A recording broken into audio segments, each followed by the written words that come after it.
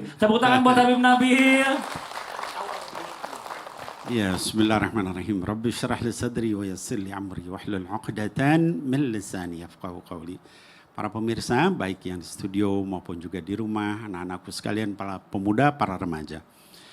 Jadi saya ingin mengingatkan diri saya sendiri dan kita sekalian ya, bahwa kesombongan, arogan, merasa lebih, merasa hebat, merasa kuat itu bukan sifat orang beriman gitu ya.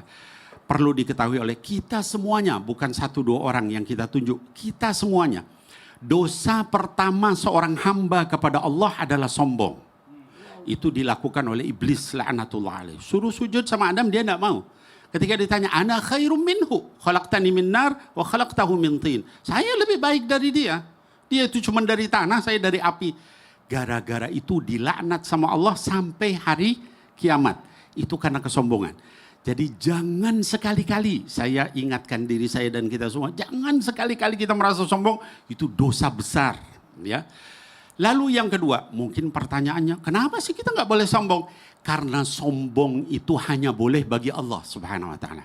Dalam hadits dikatakan, al-izzu izari wal kibriya'u ridai. Itu Allah Subhanahu Wa Taala menyebutkan dalam hadis qudsi, ya, diriwayatkan oleh Imam Muslim. Yang namanya kemuliaan itu adalah pakaianku, kata Allah. Merasa mulia itu adalah pakaianku, kata Allah. Wal kibriya uridai, dan kesombongan itu selendangku. Tidak ada seorang pun yang memakai itu akan aku benamkan di dalam neraka jahanam. Jadi jangan sampai kita merasa sombong. Nah lalu kalau kita merasa sombong itu apa akibatnya? Di dalam Quran dikatakan, innalladzina kadzabu bi ayatina wastakbaru anha. Orang-orang yang mendustakan ayat kami lalu bersikap sombong, kata Allah terhadap ayat kami, la tufattahu lahum abwabus sama, tidak akan pernah dibukakan pintu langit, wala yadkhulunal jannah, dan tidak akan bisa masuk surga hatta yalijal jamalu fi sammil khiyat, sampai onta bisa masuk ke lubang jarum. Ngeri sekali ya. Nah sampai Nabi Muhammad SAW ketika menafsirkan ayat ini, di dalam riwayat Muslim dikatakan, la yadkhulul jannah man kana fi qalbihi mithqala dzarrah minal kibr. Gak akan bisa masuk surga orang yang di dalam hatinya masih ada sebesar biji sawi dari kesombongan. Nah anak-anakku sekalian, kaum remaja, para pemuda dan bapak ibu sekalian yang saya cintai karena Allah. Apa saja sih sombong-sombong itu, jenis-jenisnya? Yang pertama adalah orang sombong karena dia merasa ibadah, merasa banyak amalnya, merasa soleh. Seperti siapa? Seperti iblis tadi. Ya, Allah ingatkan dalam Quran, "Fala tuzakku anfusakum, huwa a'lamu biman ittaqa." Jangan pernah kalian merasa suci. Allah yang lebih tahu siapa yang bertakwa, hatinya gitu maksudnya. Jadi jangan sombongin ibadah kita, ya, atau apa namanya banyaknya amal kita. Yang kedua adalah sombong dari sisi ilmu. Ya, ilmu apa? Ilmu agama bisa, ya, ilmu pengetahuan juga bisa. Ilmu agama, contoh di dalam Quran. Ada seorang ulama namanya, seorang alim Bani Israel namanya Bal'am bin Ba'ura. Alim, luar biasa, ya ahli ilmu agama. Tapi kemudian sama Allah dimasukkan ke neraka. Kenapa?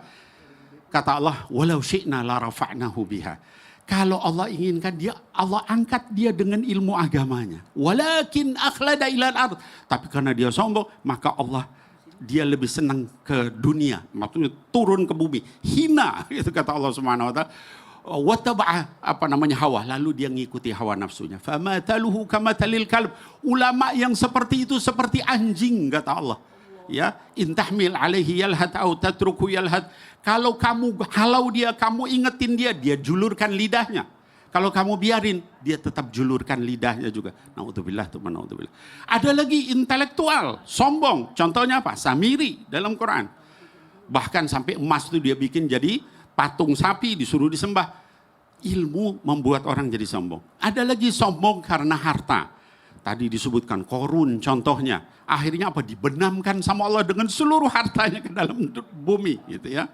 Karena kesombongannya dengan harta. Ada lagi sombong kenapa? Sombong karena tingkah laku, pergaulan, gitu ya. Contohnya siapa? Antara Habil dengan Qabil, ya. Habil yang baik, Qabil yang sombong. Akhirnya kemudian saudaranya sendiri dibunuh sama dia gitu karena ingin rebutan perempuan gitu ya. Akhirnya kemudian sama Allah Subhanahu wa taala dibikin celaka. Nah, semua jenis itu Ustadz Maulana dan juga Mas Farid itu berbahaya buat kita. Jadi sombong itu dalam bentuk apapun nggak boleh. Gitu, intinya itu. Terlalu berkuasa jadi Firaun. Jadi Firaun. Makasih banyak Habib. Merasa Sama-sama. sehat jadi sombong. Iya. Untung gigi saya hilang sakit. Iya, tepuk tangan dong buat Habib Nabil, Masya Allah.